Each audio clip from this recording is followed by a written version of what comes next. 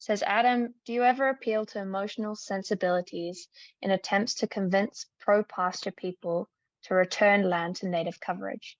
Like that. It's a good way of putting it. I'm a farmer. I grew up on a farm. I grew up on a dairy farm. I'm really passionate about agriculture. I'm not an extremist. I'm not an activist. I love eating meat and eating cheese, and and I believe it's a way that we can sustainably farm in unison with the environment. So my conversation with farmers is one of, hey, look at what I'm doing on my farm and see the way that we're improving not only the landscape but the biodiversity. And by fencing off unproductive areas, we're also making it easier to farm. We're getting better subdivision of our paddocks, so we're making it more efficient to farm.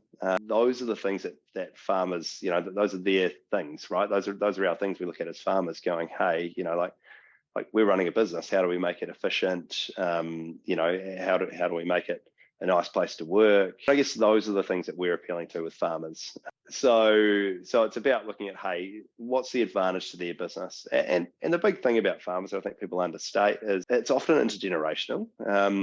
Even if, like me, you've gone and bought a farm, it's not a family farm. I'm thinking about my kids growing up and enjoying that and setting a good example. And when they look back in 50 years, I don't want them to go, yeah, Dad made a bit more money so we could have a flash boat. I want them to go, Dad fenced off some areas and planted this beautiful forest. And there are very few farmers who don't feel that way, So yeah, there is an emotional connection with the farm and that emotional sensitivity. But I think for us, it's more about the practical applications are absolute home runs. So we don't sort of, don't have to tug on the heartstrings too much.